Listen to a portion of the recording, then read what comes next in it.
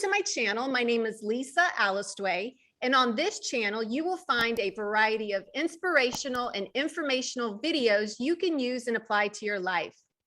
My guest today is Dr. Loretta Breuning, who is the founder of the Inner Mammal Institute and author of several books, including Habits of a Happy Brain, Retrain Your Brain to Boost Your Serotonin, Dopamine, Oxytocin, and Endorphin levels. I will be linking her website down below in the description box for your reference. Welcome. Hi, thanks for having me. You bet. Would you mind sharing with us just kind of a brief background about yourself and how you came up with the concept of the Inner Mammal Institute? Sure. So I had been a college professor for 25 years and a parent, and I had these idealized notions about life that young people, I guess, tend to start out with. Excuse me, there's an ambulance going on behind me. I don't hear it on my end, but okay. Okay. So, you know, when you're young and you see unhappiness going on around you and you say, I'm not going to be like that, you know, and everything's going to go right in my life because I'm not going to do X. And then let's just say that I observed that my theories were not working. And I saw that my children were not happy all the time, and my students were not happy all the time, and people are not happy all the time. So that forced me to dig deeper into the research. And I took early retirement from teaching so that I could spread out and interpret the evidence in a way that seemed real to me. Okay, and so the Inner Mammal Institute, what exactly is that? So it's me and my books and my free resources. So a huge amount of free resources are available on the Inner Mammal Institute website, and videos and podcasts. And it actually started out in my academic brain as a library, because I found some studies about animals that showed that our serotonin is released when we are special, when we are frankly competitive. And I never heard that in mainstream psychology. So I started collecting all the books that published this study. So that was one of the early thoughts.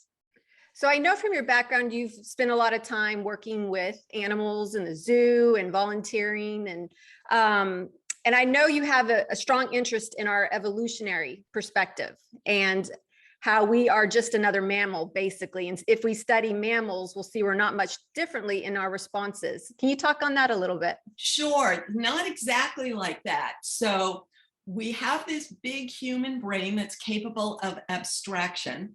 And then we have underneath it the same brain that's common to all mammals. So it's like we have two brains, and it's like they can't talk to each other because the mammal brain can't use language, doesn't have that skill. Like animals don't talk. So the amazing thing is that the animal brain controls our emotions, which is why everyone is always confused about their emotions, because like, I didn't choose to feel that way, and yet I do.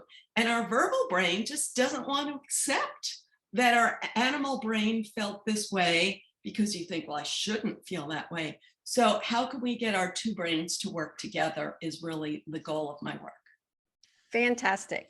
So let's talk about the main pain chemicals and the main happy chemicals.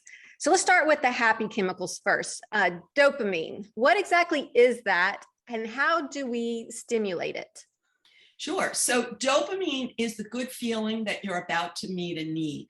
And if you think about the past, in the age before supermarkets and refrigerators, our ancestors had to look for food all the time. Like, you know, thousands of years ago, they wandered to look for food just like animals. And even 100 years ago, like if you think like, how could a person make bread and butter? You know, they had to grow wheat, grind it, store the flour in a way that didn't get eaten by pests, you know, put firewood in the oven to bake the bread. I mean, life was hard. And so today our needs are met so easily. But in the past, dopamine is what was released when you saw, oh, there's some food, I'm going to go for it. Or, with a bigger human brain, if I plant this wheat today and water it every day, I'll get flour in the future. So, and if I get firewood now and turn on the oven, I'll get bread in the future. So each step toward meeting a need stimulates dopamine. And in a world where food is easily available, then we look for all these other steps to get the dopamine, and we're defining our needs in other ways, because once your physical needs are met, we tend to focus on social needs. Yes, yes. So, from an evolutionary standpoint, we're focused on survival and safety. And so, like you said, a lot of that has kind of been taken away through modern means. And so what I hear you saying about dopamine is that we're kind of like chasing rewards constantly, getting those dopamine hits to kind of deal with it. Yes, and I know that people think they shouldn't, but it feels good. And the dopamine is quickly metabolized. So whenever you reach that fabulous goal that you really wanted, the dopamine is soon gone. And that's why we tend to do it. So there's a trend now to blame your dopamine quest on some corporation.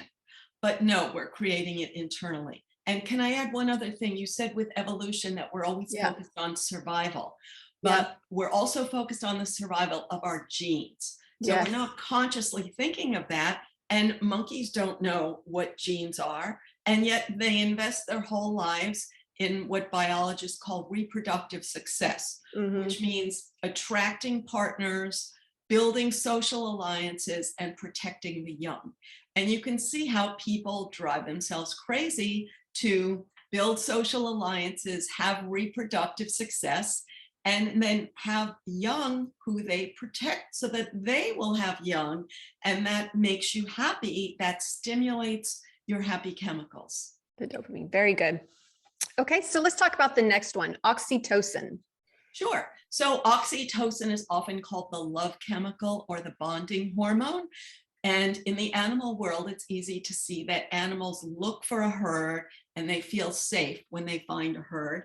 And we often hear, the internet wisdom is that we need community, et cetera, et cetera. But if this were all so easy, then we wouldn't be always analyzing it. So why is it hard? So animals actually have lots of conflict within their herd. Part of that is related to the next chemical that we'll do, but part of it is related to dopamine. So an animal's looking for food, and if you're always following the herd, the only food has basically been stepped on and frankly peed on by the other animals around you. know? So an animal would really rather go off to greener pasture and find their own food. And that's what we're always doing, is deciding, like, part of me wants to go off to greener pasture and new horizons stimulate my dopamine. But when I do that, I might get instantly killed by a predator, which is the human feeling that when you're isolated, you're threatened, it's risky. And so we have a longing to go back to the herd. And when we do, it stimulates our oxytocin. That feels great. But then the oxytocin is quickly metabolized, and then the herd gets on your nerves. So we're always, competing with the two. Yeah, I think when you hear like people who've been married 20 years and it's just like they complain that marriage is boring, because you've gotten so used to that person. And so the oxytocin goes down. And then you could possibly idealize another person, but then when you were with them, then oops. Same thing happens. So my understanding is that for oxytocin to be really efficient, you have to have trust as a big prerequisite for it. So oxytocin is trust. And here's a way to think about it. When you see two monkeys cleaning each other's fur, so one monkey does it, and then sometimes if I clean your fur, you clean my fur, but sometimes you don't.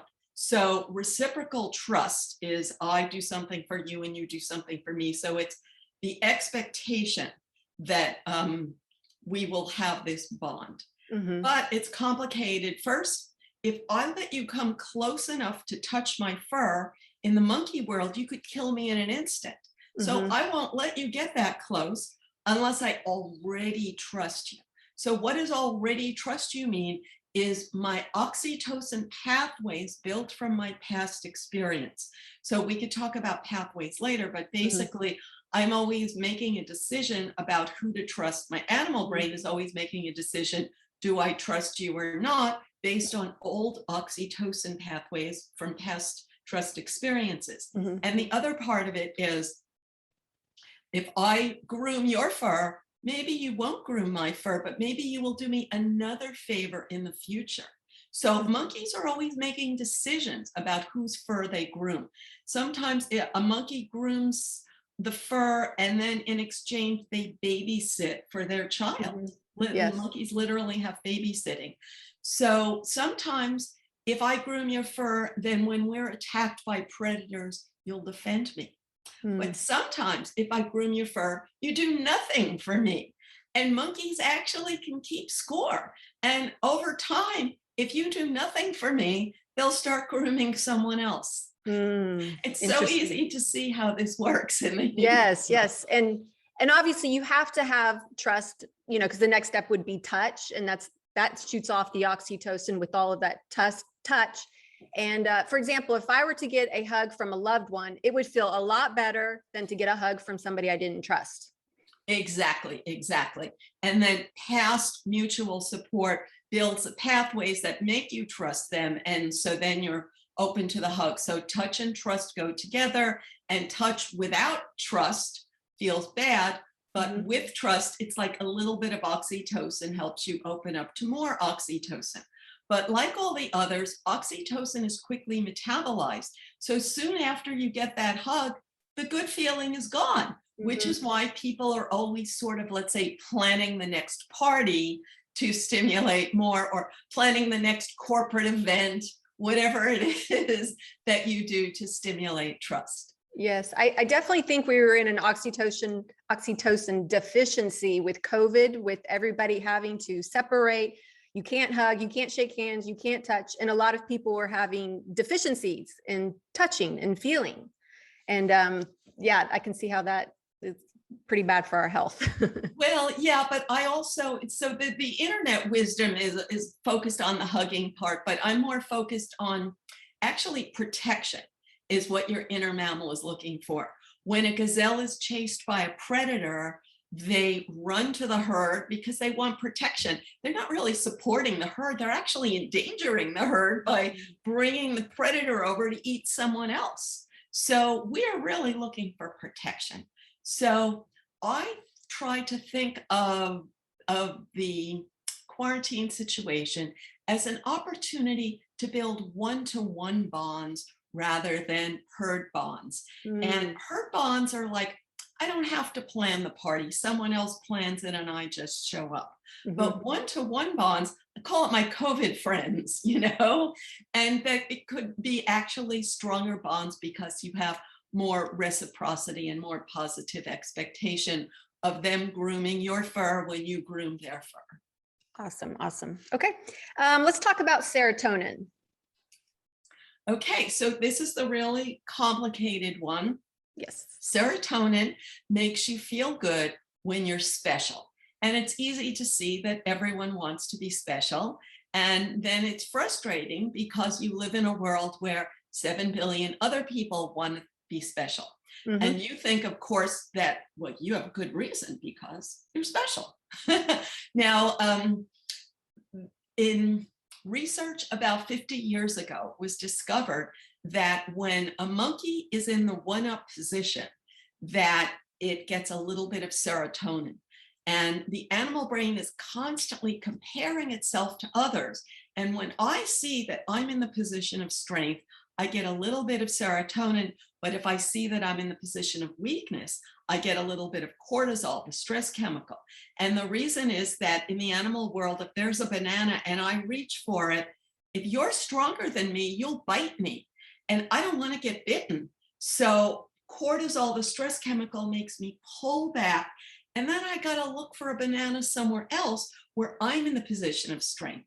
So the mammal brain is always looking around like, where can I be number one so that I can get the banana? So it's a social dominance type of respect that you're looking for when you're seeking the serotonin hits. Exactly. But nobody wants to admit that they're looking for serotonin dominance. And in fact, it makes you a bad person if you admit it. And that's really what motivated me to start the Inner Mammal Institute, because this was so helpful for me to know this, and yet so taboo in my many years of research in psychology that it was never mentioned. Yes. I mean, we're seeing online, for example, the moral superiority that's happening, where people think they know it all and that their position is the best position. And I think that they're getting their serotonin dump by doing a drive-by posting when they do that. Yes, and like all the others, the serotonin is quickly metabolized, so then they have to be morally superior again. And where I live in California, the example you always hear is who feels more important because they have a bigger car, and people are resentful about, like, the bigger car is cutting them off on the road. But I try to point out to them ever so politely that hating people with bigger cars is the same mammalian impulse. Same. Yes. Okay, very good. Okay, so let's talk about endorphins. Okay, so endorphin is the same chemical as opioid, heroin, morphine, and its job in nature, it masks pain so that an animal has a few minutes to run to save its life while it's injured. We are not designed to create artificial pain to hurt ourselves, just to stimulate endorphin. So it's not designed to be on all the time. None of them are designed to be on all the time, but we're not designed to hurt ourselves to get it. It's there for emergencies only. And yet people discover, often by accident, that, wow, this feels good, I'm going to do it again. And our brain is actually designed to work that way. When something feels good, you do it again. But if you do it repeatedly, you harm yourself. And so that's why my work always focuses on the other chemicals, but not on endorphin, because we're not designed to seek it. But the internet wisdom, is focused on exercise is the way to happiness. So exercise stimulates endorphin, but it doesn't stimulate the others. So it's not the way to happiness. So if that's your only tool, then you end up like you have to run more miles and do more push-ups all the time. And I don't advocate that. Yeah, there is such a thing as exercise addictions and the runner high that you're speaking of, that people chase and want to keep feeling that feeling and don't feel right if they don't get it, but then they have to constantly keep pushing themselves, maybe in an unhealthy manner, to achieve it. Oh, I think your microphone went silent.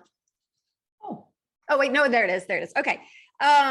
Also, as far as stimulating endorphins, my understanding is that when we cry, that's a release of endorphins. And I mean, in my own circumstances, I always feel better after a good cry.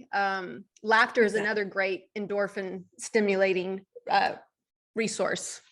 Yes, exactly. So that's what I always focus on. So you get a little bit from laughing, not a high, a little bit, and you could always laugh more and get more. Yes. Those are healthy ways of getting those endorphins. For example, an unhealthy way, you've seen maybe young girls, like the cutting gives them an endorphin rush. Obviously, that's something you wouldn't want to do, but that's what they're seeking out. Yes, and to help people understand this and the extent of the damage, I use a simple example. I love a hot tub. When I step into a hot tub, it just feels so good. I can't even put into words why. But do you know how, like, after you're in a hot tub for a few minutes, you don't even notice it, right? So what if I tried to recapture that good feeling by making the water even hotter? That would be crazy, right? Yes. So that's why we have to accept the way our brain works and be realistic instead of chasing these momentary highs without understanding how it works. Yes. Okay, great. So those are the top 4 main happy chemicals, as we say. So let's talk about some of the pain chemicals, starting with the stress, hormone cortisol. Sure. So I'm glad you call it the pain hormone, because that is its job in nature. So Cortisol is pain. So when an animal is bitten by a predator, that's cortisol. But then animals, although they don't think abstractly, they can link the pain of a predator's bite to the smell of a predator. And if they had to get bitten in order to know that they should run, then not many would survive. So they learn that when the others run, that creates a panic. They're left alone. Then they run, then they wire themselves to run when everyone runs. So we would call that fear. So fear and pain. Now, in the modern world, cortisol is known as stress. So stress, you could call it, I know other people have their other definitions, but I would call it just a little bit of cortisol, but often, and you don't know why. You don't consciously think you're fearing a predator. You don't consciously even know that you're afraid of something, but our human brain is so good at anticipating threats. That's the skill that makes us human. We solve problems by anticipating them. And so when we're safe, when we have enough food and we're safe from predators, we say, okay, what's the next thing that can go wrong? And how can I manage that? And then I think, okay, here are my possible solutions, but each of them might not work. So we're constantly going into the next problem. And that's why we're triggering our stress chemicals all the time. And I think it's very important to understand how we're doing it, because the internet wisdom is to blame the world for your stress and to say that the world is stressful and somehow the world had better get its act together. Yeah, right.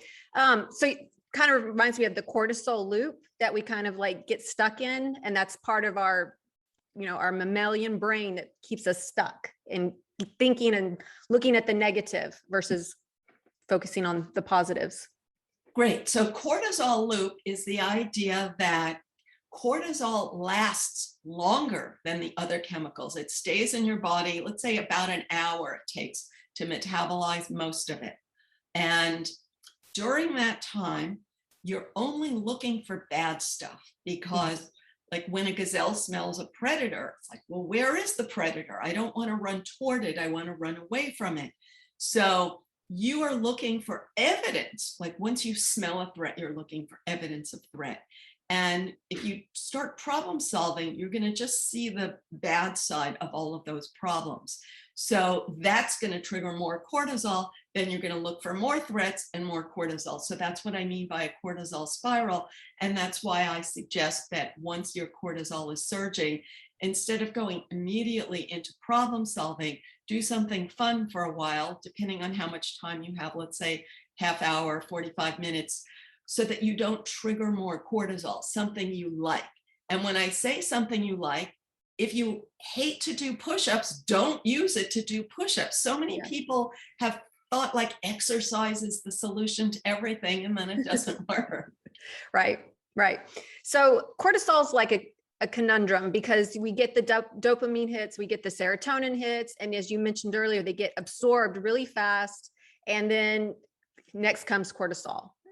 So that's why maybe we reach the goal, working toward the goal, we feel amazing. And then once we get the goal, we're like, it's anticlimactic. You might even feel down because now you don't know, well, what's next? Well, because as soon as your brain is free, you start looking for threats. That's the normal mammalian thing. As soon as your needs are met, it's like, okay, I want to rest, so let me look around for predators before I just rest, you know? And then the human brain is so good at finding a predator when it looks, especially if you have the news on all the time. That is the worst. Yes. I think it's really helpful to kind of break these chemicals down for an understanding, and just to be more compassionate and accepting of yourself, so that you're not so hard on yourself with how you feel. Because a lot of times it's not your fault the way that you're feeling, and how you handle it could be the issue, how we react to it. But to understand it, and then to prepare yourself for, the hits and the drops, and then it's just, ebbs and flows. Yes, exactly. When you understand it, then you know how you're producing it internally, and you have power over it. Whereas if you think it's all external facts, then you feel powerless. But when you know it's internal, you don't really know that you have power over the internals. So that's the other big part of my work, is understanding how old neural pathways trigger our chemicals and our power to have new neural pathways. Yes, yes. What other pain chemicals besides cortisol would you like to mention? I don't really talk about them usually, but I'm happy to mention them if you want. So people often hear about adrenaline. Yes. Is that what you're thinking of, or Yes. testosterone? Okay. Yeah. So the difference between adrenaline and cortisol, I use a simple example. If you hear a noise in the middle of the night, adrenaline is what says, "What's that?" And cortisol is what says, "Oh no, someone's breaking into the house." Okay. Mm. So adrenaline is that alertness that opens you to information in a very urgent way, but it doesn't say that the information is good or bad. Whereas cortisol says, "This is bad." A perfect example of that in modern society, I think, is social media addiction, because people are going in for that dopamine hit, they get it, and then maybe they're arguing with someone from third grade that they haven't seen, and then all of a sudden they're getting the cortisol hit, they're getting the adrenaline hit, and then they just feel bad, and they don't know why they feel bad after spending, an hour on social media. Yeah, so a great thing to understand is, I call it in the books, dopamine disappointment, serotonin disappointment, oxytocin disappointment. So what you're talking about, I'm thinking first, the serotonin disappointment, if the person's on Facebook and they're thinking, "I'm going to tell this person why they're wrong." Yep. We've all seen it. Yeah. And in the animal world, there's a social ritual. When two monkeys meet, they establish which one of them is dominant immediately. So one monkey decides, they compare themselves to others, and one monkey is like, "Oh, I'm bigger than you," and they puff themselves up. The other monkey thinks, "Whoa, you're bigger than me. I'm gonna withdraw and show my allegiance to your dominance, show my submission to your dominance, so that you don't bite me." And so then the one who dominates gets a little hit of serotonin. So that's what the person wants when they're on Facebook and they're telling you, "I know what's right, you're wrong." And then when you don't submit, in the animal world, animals don't fight most of the time, because usually one submits because they don't want to get bitten, or worse. So they only fight when both of them think they're equal, and then the fight can be very nasty. Now, a different example, though, is oxytocin disappointment. If I go in your Facebook and I say, "Oh, Lisa, I think you're so fabulous," and I think you come back to me and you should say, "Oh, Loretta, you're so fabulous too," but instead you one-up me in some way, like, "Oh, Loretta, thank you for noticing how fabulous I am." So that would be like an oxytocin disappointment, because I'm expecting you to, if I'm expecting you to welcome me into the herd and you don't. Yes, yes.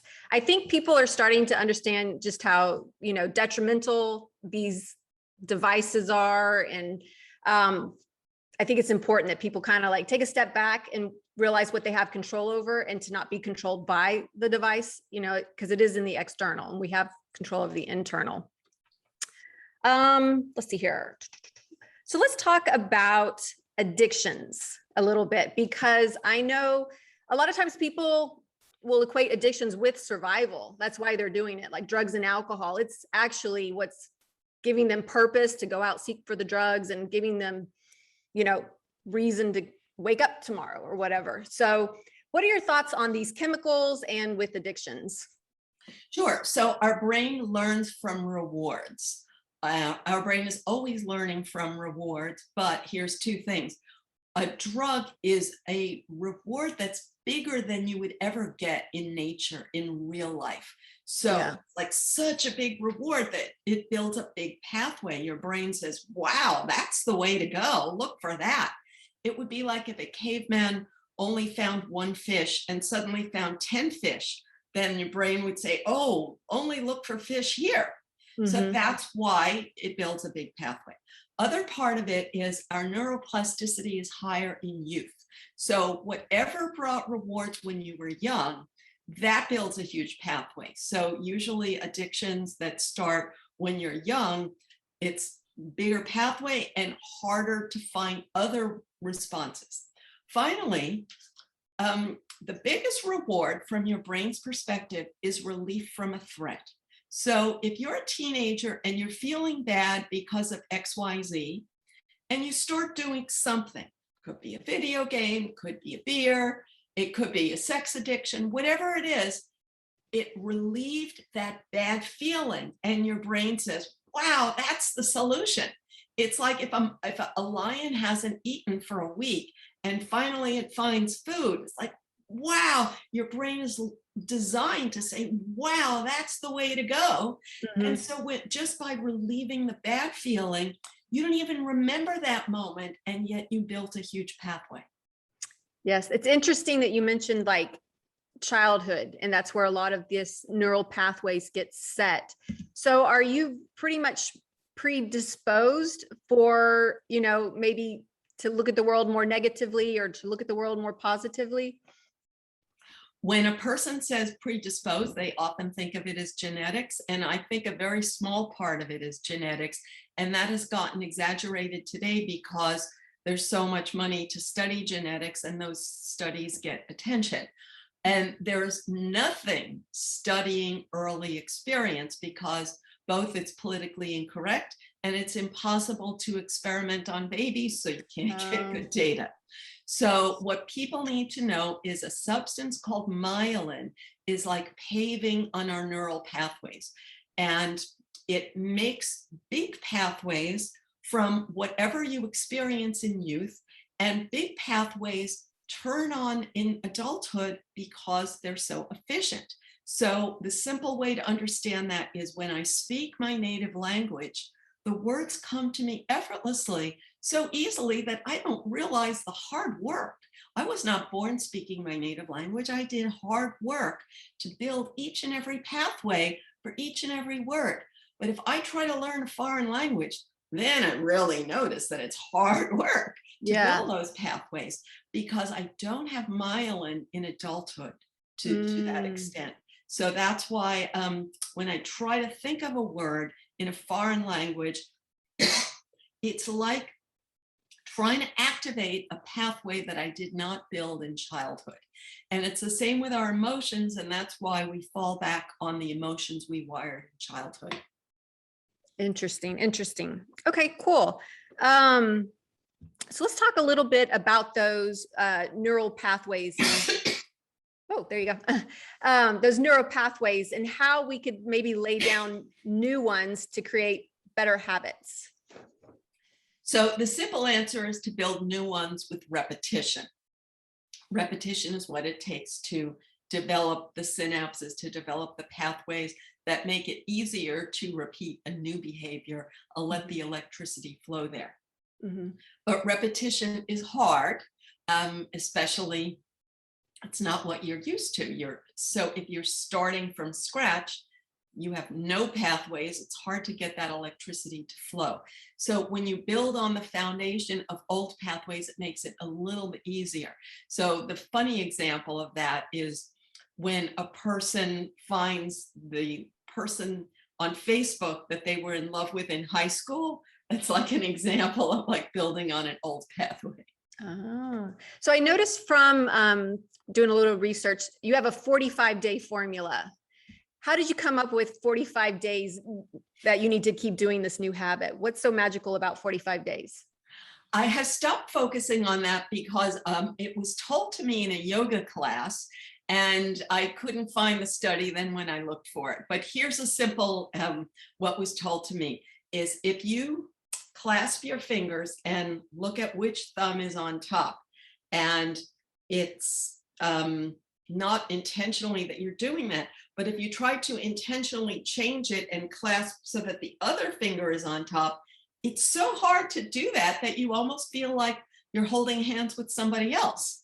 And why does that feel so strange? It's just a pathway.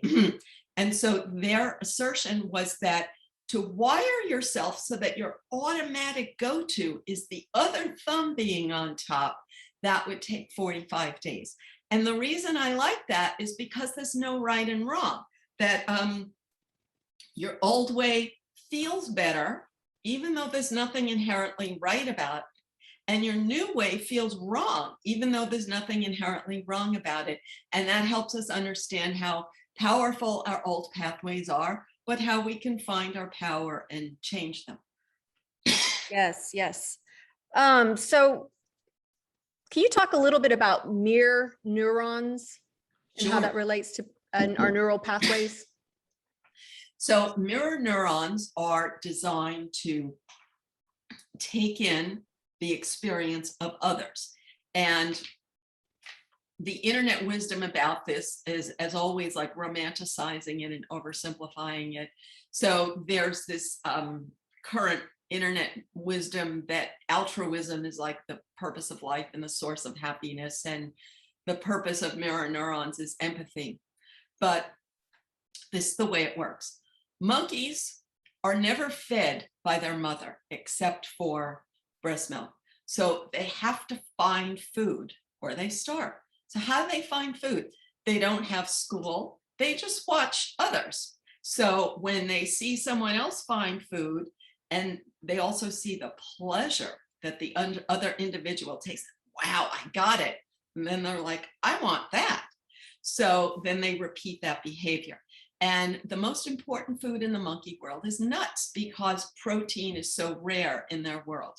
So cracking open a nut is really, really hard. It can take them years to develop that skill. So they fail and fail and fail. But then when they watch others, it's not an intellectual process, but they're literally mimicking the body movements of others without consciously choosing that.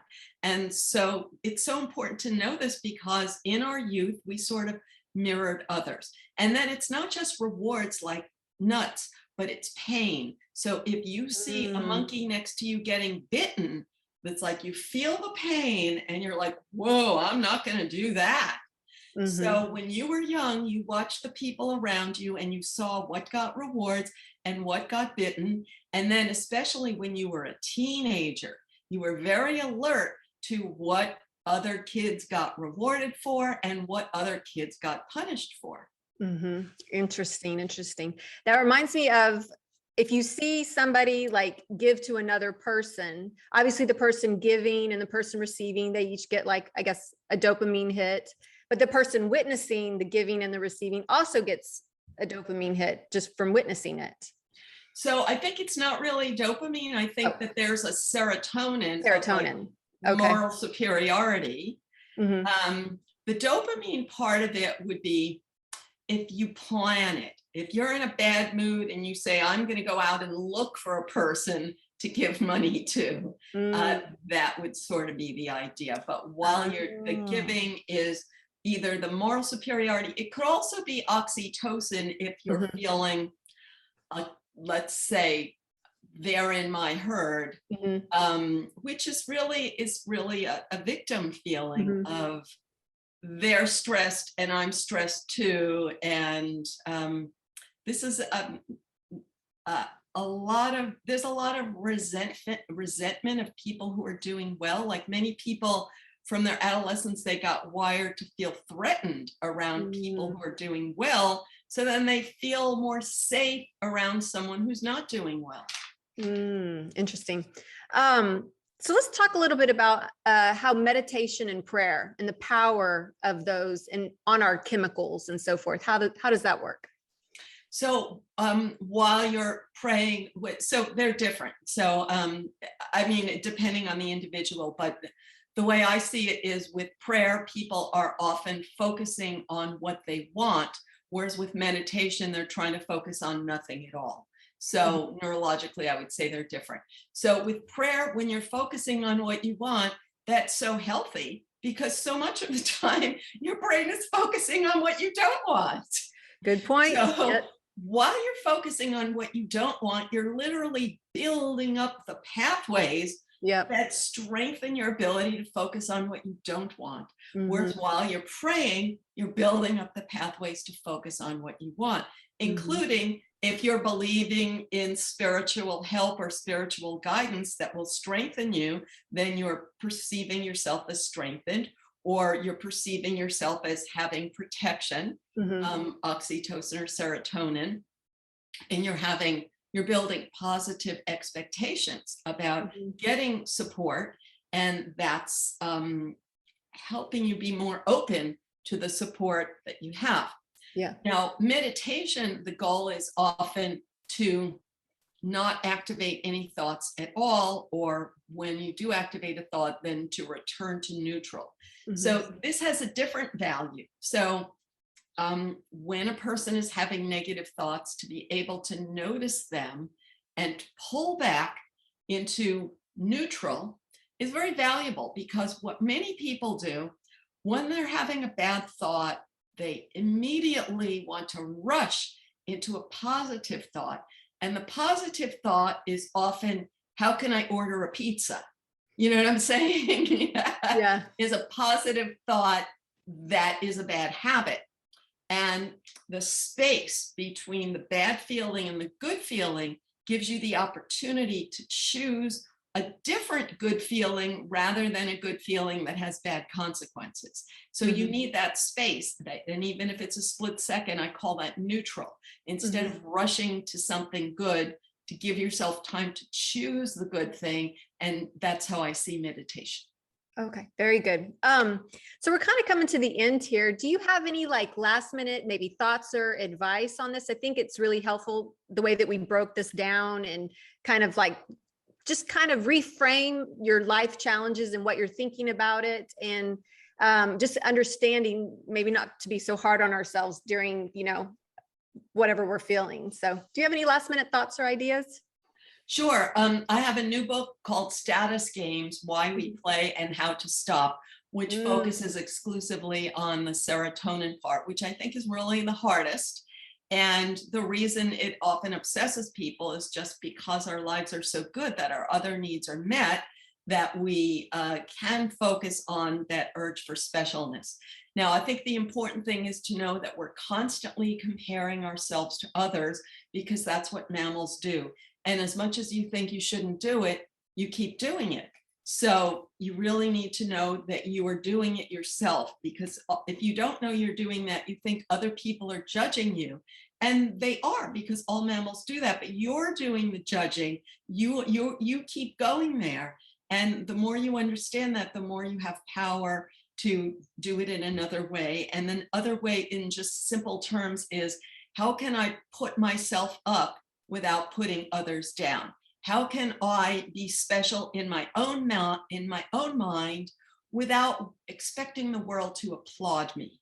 And I learned this from my hobby of reading biographies, because often we have this idea that prominent people had this great life where they got all of this support and yeah. adulation, when in fact, very often everything they did was criticized, and they didn't get recognition until after they died. So if you just wait around for recognition, you're never going to do anything. Mm-hmm. Very good. Well, thank you so much for coming on my channel today. It's been very insightful. And like I said, I hope this helped put some perspective in how we're feeling around our different types of feelings and how we're processing them. So I do appreciate you coming on today and explaining that. Great. Thanks so much for having me. Yes. If you guys like this like this video, please give it a thumbs up, and don't forget to hit the subscribe button and the bell if you want to be alerted to when the next video drops. Thanks for watching.